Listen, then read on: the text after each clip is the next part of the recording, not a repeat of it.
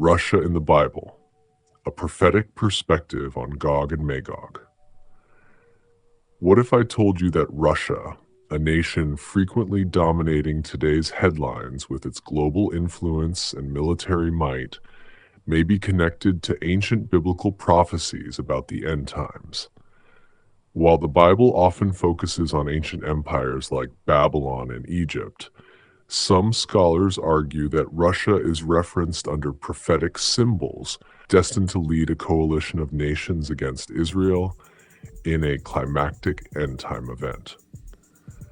This essay explores Russia's potential role in biblical prophecy, particularly through the lens of Ezekiel's description of Gog and Magog, and considers how modern geopolitics might align with these ancient predictions. The prophecy of Gog and Magog in Ezekiel.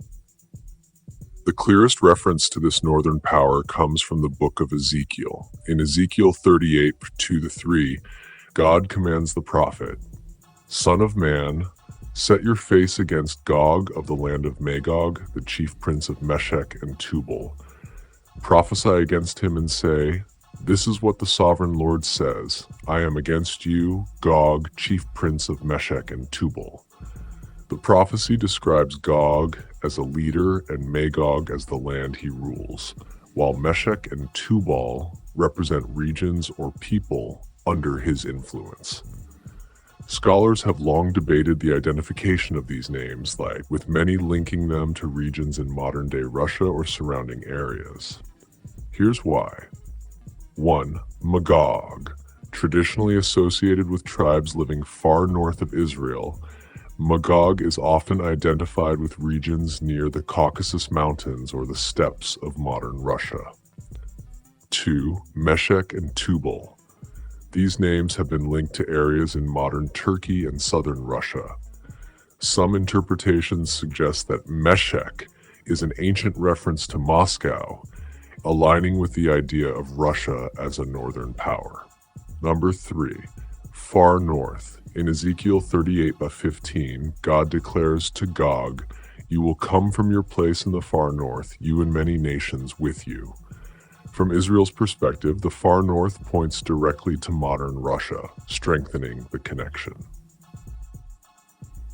A coalition of nations. Ezekiel 38-39 describes a future invasion of Israel led by Gog from Magog, accompanied by a coalition of nations.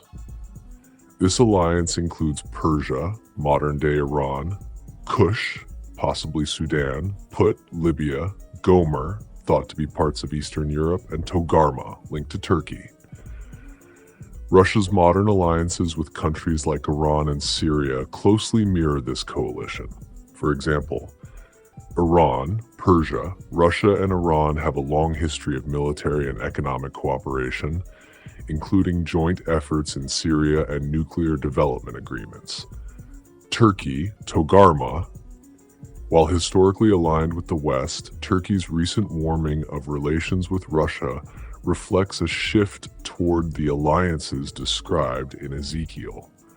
This coalition, led by a powerful northern leader, plans an attack on Israel described as sudden and overwhelming. "You will come up against my people Israel like a cloud covering the land." Ezekiel 38:16. God's judgment on Gog and Magog. The prophecy emphasizes that Gog's invasion will ultimately fulfill God's divine plan. While Israel appears vulnerable, God intervenes dramatically, displaying his power and sovereignty.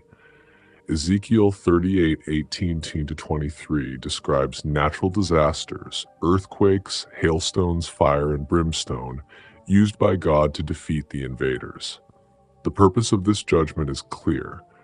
"So I will show my greatness and my holiness, and I will make myself known in the sight of many nations." Ezekiel 38:23.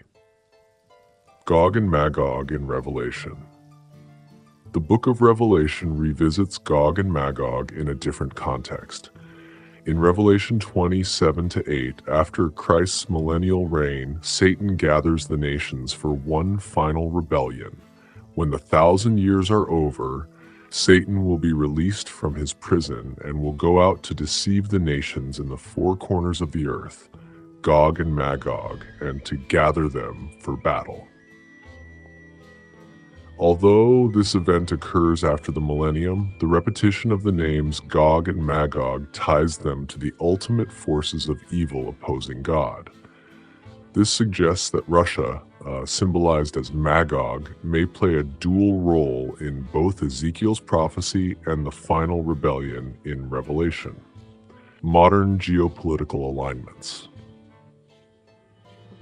Modern Russia's behavior aligns intriguingly with these ancient prophecies.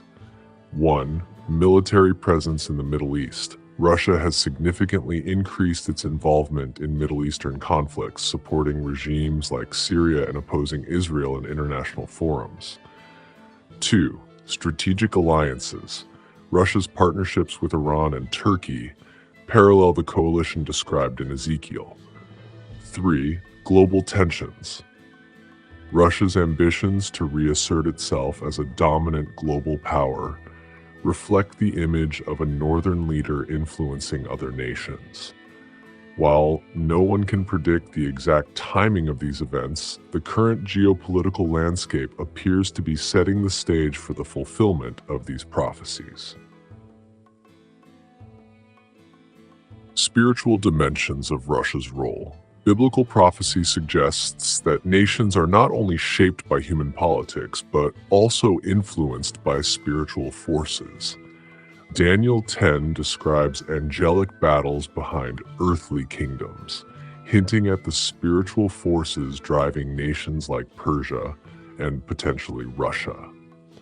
Some interpretations of Ezekiel 38 suggest that Rosh, often translated as chief prince, may indicate a spiritual entity tied to Russia, adding a supernatural dimension to its end-time role.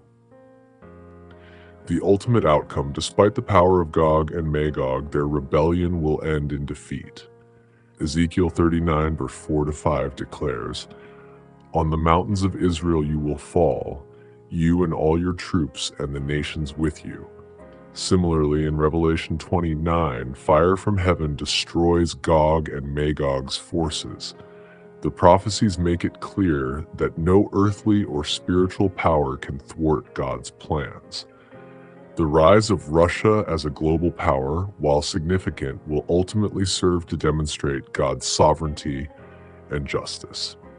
Conclusion: Russia's alignment with the biblical descriptions of Gog and Magog raises thought-provoking questions about its role in the end times.